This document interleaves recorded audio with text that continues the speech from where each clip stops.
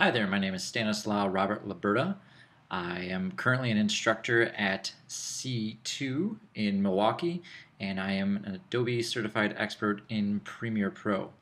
I want to talk to you a little bit about Adobe After Effects and some of the new features that are in the Adobe After Effects Creative Cloud. One of the most exciting things for me is the inclusion of Cinema 4D. For those of you who don't know what Cinema 4D is, chances are you've already seen it, you didn't even know about it. It's used in a variety of broadcast and television and movies. So a lot of the things that you can do in After Effects you can do in Cinema 4D, but Cinema 4D is really a 3D animation suite where After Effects is really working with video and compositing video. So what I'm going to do here is I'm just going to open up my After Effects Creative Cloud, and I've just created a very simple comp, and I've imported some video from that comp. This is actually me wandering around Milwaukee, and I came across this really cool bridge. Now, one of the coolest things I see with Creative Cloud is twofold. One, I talked about Cinema 4D, and second of all, it's actually tracking. Now, Adobe After Effects is no stranger to tracking as far as motion tracking and stabilization. So what camera tracking does is it actually analyzes the video in its entirety to find individual track points. So for example, it'll try to find the ground, it'll try to find specific pieces, say this post here, and how it moves as I'm walking. One of the reasons why I'm so excited about this feature is in the past, to do this properly, I would have to use a third-party program, something like Buju, and I would actually create my planes and create my points of interest and set my ground plane, and it was really a mess. I can import that camera footage into Buju and spit it back out and get that track camera, but it wasn't really a clean process, and the round tripping of it sometimes gave me a lot of errors. I can never really set it up just right.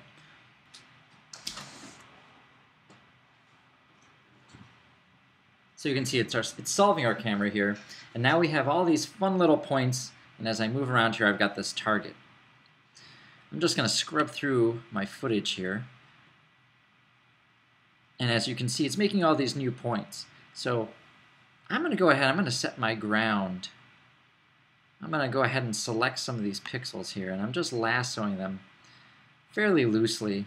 I don't want too many of them, but I want enough to kind of mark through and know where my ground plane is. So once I have that, I'm going to right click here. I'm going to set my ground plane in origin. That's going to be important later on. Now, I don't know about you, but these look kind of boring as is here. So I'd really like to put something on this wall. Maybe some text or maybe a fun little picture.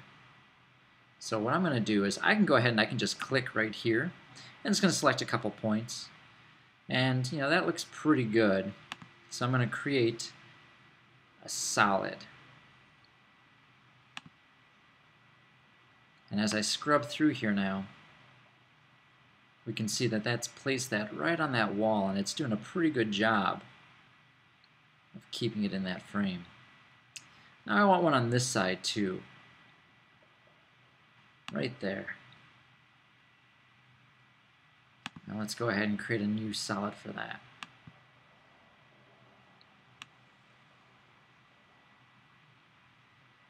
And you know what, how about a little bit of text right here on this piece of wood.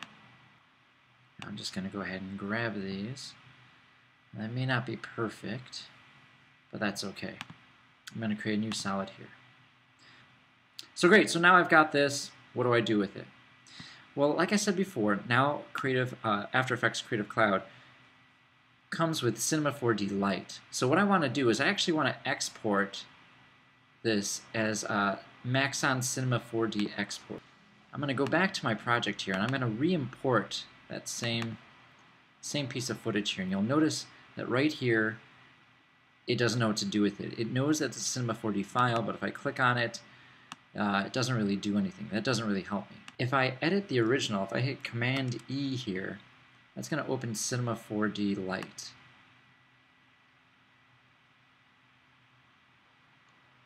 And we can see this here. If I play through this now, here's my solid.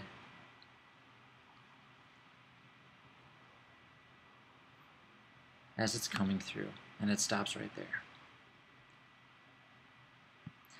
So you'll notice how it's moving like that. If I didn't set my ground plane in origin here, it wouldn't know where that ground point was. So I set that ground point to right here.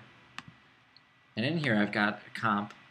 I've got 2 cameras. I really don't need 2 cameras. I'll just get rid of that guy. And there's my camera tracking. I created another camera when I made that first one, but that's not really necessary. So what can I do with this? This isn't that special. Well, I first want to put some text in here, so I'm going to go ahead and I'm going to create some text. I've been referring to Milwaukee since I've been here as Thrillwalkie. I think that's funny. And I'm going to go ahead, I'm going to extrude this. Actually, I'm going to go ahead and I'm going to make an extrude NURB. I'm going to attach that text to that extrude NURB, and it's giving it a bit of a face. I like that. I like it to look like it's making sense. I want to extrude that out. It looks like it's extruded out like 20 centimeters or so. And now I'm going to want to attach this whole extrude NURBS to this track solid here, and that's that green guy I put right here. So I'm going to go ahead, I'm going to drag him down and put him right there. You notice he turned green right away because he inherited that material here, but that doesn't really do me much good. If I play this through, he's not really moving at all. The Milwaukee just sits there at the 0 origin, which, hey, that's fine. I could put it right in the middle there, but I really want it near this bridge. So what I'm going to do is, because I've attached this extrude NURBS Thrillwalkie with my text in there to this track solid, its position is pushed off quite a bit. So I'm just going to zero out these positions, my X, Y, and Z. And I'm going to zero out my rotations. Now if I play this through, can't see it too well because I didn't do a very good job of lining up that solid, but now it's attached properly. That's exactly where that green solid was, and that's fine for right now. I don't know about you, but I want to get rid of these 2 things here. It was nice that it was on that bridge, but I want to replace them.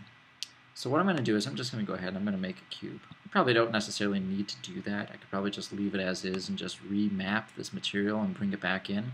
But I want to put a cube on it.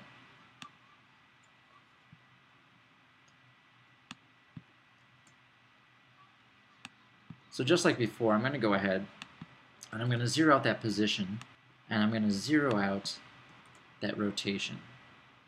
I'm going to hit that cube, and I'm just going to go ahead and I'm going to change its shape a little bit here in the object settings. I want to make that fairly close to it. I'm going to make that a little taller. You know, I'm going to go ahead and I'm going to copy that same guy too. So I'm just going to hit Control, hold on to Control, and drag it over that other solid there.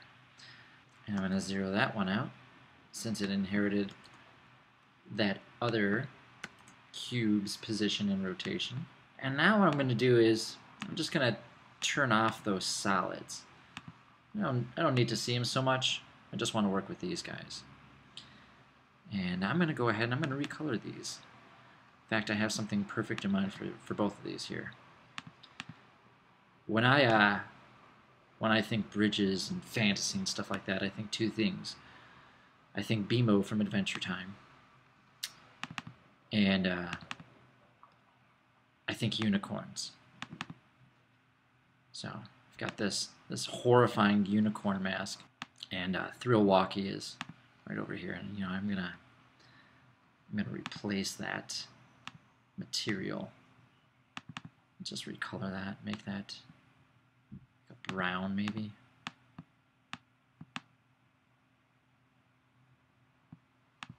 And what I'm going to do is I'm going to save this as. So I'm going to do this bridge with textures. Now while I'm in here in Cinema 4D, you'll notice when I go to After Effects, I can't really edit these too much. They work out great. You know, I've imported them here, and I want to be able to change these, but I can bounce back and forth between Cinema 4D and After Effects. Well, one of the things I like to do is create a background. And what creating a background does is it gives me a place to kind of work with. And since we already have that footage all tracked, if you'll notice, it goes through and it tracks that footage, I'm going to go ahead and create a new mat here. And what this mat is it's going to be a background for my video. I'm going to use my video as the background. So I'm going to go ahead, I'm going to open that here, and I'm just going to drag that onto the background. And as you can see here, and it's going to render a little slowly, cut out just a little bit. But what this does is this really lets me move things in a way that I can work with things a little bit easier. So I'm going to go to that extruded NURBS here, and I'm going to move this around. What I'm going to do with this here is I'm just going to turn this on its side.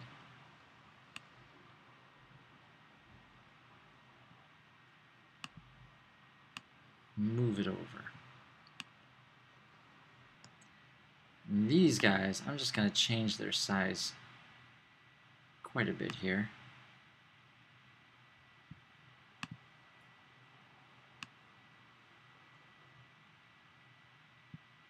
Kind of leave them right there. I'm going to go ahead and I'm just going to turn off that background real quick.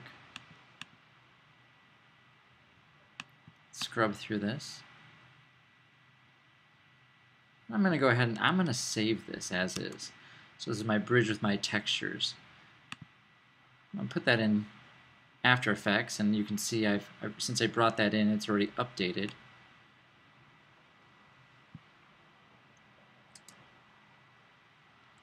What I'm going to do here is I'm just going to RAM preview this. So this will take a second, and through the power of video editing, it's already done.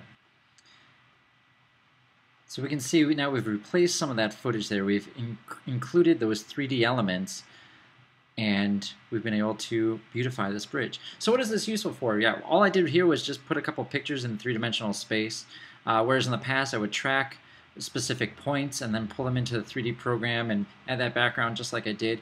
But what's great about this is being able to analyze it and creating those sols for you so you can set your origins. So if I wanted to, I could create a door here as a drawbridge, and I can have that drawbridge come down, and beyond this could be a magical kingdom, with one van that looks like it's driving by, and anything else. Or if I wanted to completely replace this wood, I could create little gargoyles that sit on top of it, or anything else, because I have this information. So it just goes to show you just how incredibly powerful this is, whereas just even a few months ago it would take me a lot longer to create something like this. And with this is able to just get included, just draw some things in, and plop them right back into my footage. So I hope you enjoyed this, and thanks again.